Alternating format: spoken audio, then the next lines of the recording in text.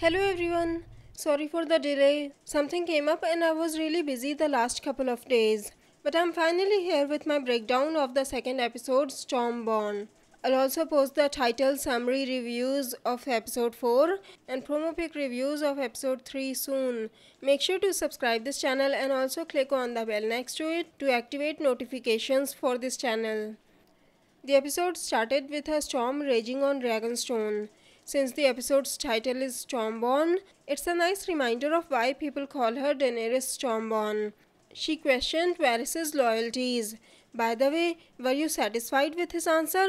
Why does a foreigner care so much about the people of Westeros? I still have my doubts, unless my theory about Varys' vision in the fire is true. And Dany asked a very good question. It's something I've always wondered. Why didn't Varys and Illyrio help Dany and Viserys when they were starving on the streets? I don't believe for a second that Varys didn't know where they were. Illyrio only took them in when Dany was almost old enough to be sold for marriage. By the way, when Dany said, "I will burn you alive," did anyone else think of the Mad King? She really is his daughter.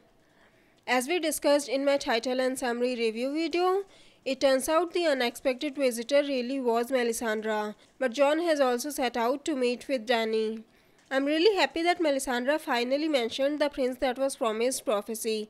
She believes that Jon is Azor Ahai, but she also thinks that Dany might be the prince that was promised. Of course she has her doubts, but still, I think it proves that Azor Ahai and prince that was promised are two different prophecies. As I said in my Bran's journey video, I think the three heads of the dragon are Jon, Dany and Bran. I love how Melisandre played Dany into doing her work. She knows that Jon would never listen to her, but she also knows that Jon won't ignore Dany because she has a huge army and 3 dragons. I don't care about Melisandre's plan though. I'm just happy that Jon and Dany are finally going to meet each other. By the way, it really was a dragon piece on the painted table along with the Unsullied and the Dothraki. I can't figure out the piece on the left. Maybe Varys? Who do you think it's supposed to be? Anyways, I already discussed their strategies for this war in my Cersei vs Dany video. I love how Dany completely trusts Tyrion and his advice, even if Lady Olenna thinks she shouldn't. And the letter to Jon? Tyrion knew they might think it's a trap, so he said, "All dwarfs are bastards in their father's eyes." You can see other things mentioned in the letter too, like Dawn and the Reach, an Ironborn fleet and 3 dragons. And then you can see the lines they read out loud in the episode. "Join us. Together we can end her tyranny." As we have guessed before, the Northerners and Sansa were against Jon leaving Winterfell. By the way, did you notice the look on Jon's face when even Lyanna didn't support him? He was like, "Not you too." She has supported him in every single one of his decisions before.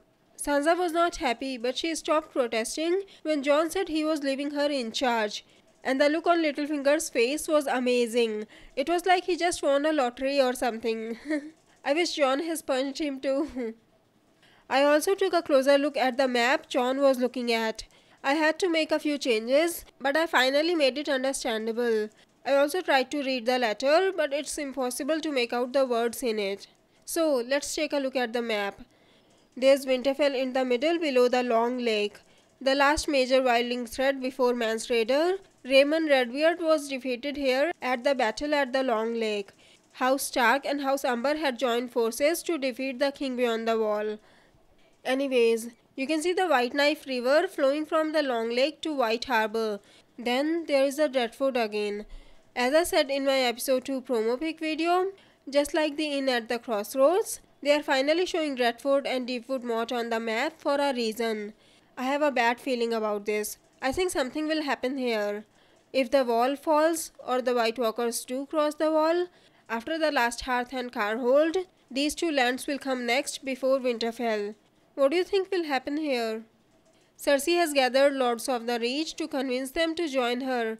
What I didn't understand was that, why were only the Lords of the Reach present? Maybe she sent the summons to everyone, but only Randyll Tarly showed up? Randyll Tarly is a lot like Tywin Lannister. He will do anything for his family's name. That's why he agreed to join the Lannisters. Cersei and Qyburn's secret weapon is revealed, even if it's nothing new. People have fought and killed dragons during the Dance of Dragons. I'm sure Qyburn found something and probably modified it. By the way, I was so happy to see the dragon skulls in the dungeon, especially Balerion the Blackrat's skull. It was so huge. I know some people thought the skull Arya saw in season 1 was Balerion's. It's pretty clear now that that was not Balerion the Blackrat. He is much bigger. I was so scared when Cersei put an arrow through it. I thought it might collapse. And the battle at the sea was awesome. We finally got to see the Euron from the books. I'm starting to like this Euron a lot. He killed the sand snakes too. And I feel really bad for Theon. After everything that happened to him, it was a really big deal that he was able to pick a weapon and fight again. But then, in the end, when he saw Euron's men cutting off ear and taking out teeth for trophies, he panicked. Yara seemed really disappointed, but she didn't go through what he had. I will still stick by my theory that there is a reason Theon has survived all this. He will finally become a very strong leader once he gets past his fear. I love how they include little information from previous seasons that if you don't pay close attention to, you might miss it. Like the farmer and Sally in the last episode, and now Sam and Maester Ambrose talking about Shivalthan. Back in season 2, when Tyrion was Hand of the King, he and Bronn spent quite some time trying to pronounce his name, but Varys was the one who spoke it correctly. They all agree that he was a terrible writer, but according to Maester Ambrose, he was a really good researcher. He wrote An History of Great Sieges of Westeros and An History of House Lannister. That's twice his name is mentioned in the show. Is it possible Sam will find out something in one of his books? What do you think? And at last, we finally got to see Arya's reunions with Hot Pie and Nymeria. As I've said in my Who Will Arya Meet video, Arya indeed went to the inn and met Hot Pie. Even Hot Pie noticed that something was wrong. She had this vacant look in his eyes, like her mind was somewhere else. And then, when Hot Pie mentioned that Jon has taken Winterfell back, it was like a switch was flipped. She had these emotions on her face, and she became really nice to Hot Pie then. It gives me hope for Arya. I know I've said earlier that the Hound and Arya are going in the opposite direction. He was a cold killer, but now he is becoming a good person. And Arya was a good person, but now she is becoming a cold killer. But she has shown kindness despite what has happened to her. So she isn't completely gone yet. She didn't even kill the Lannister soldiers. And if the Hound can change, maybe there's still hope for Arya. I really want to see more Stark reunions. Maybe it will change her again.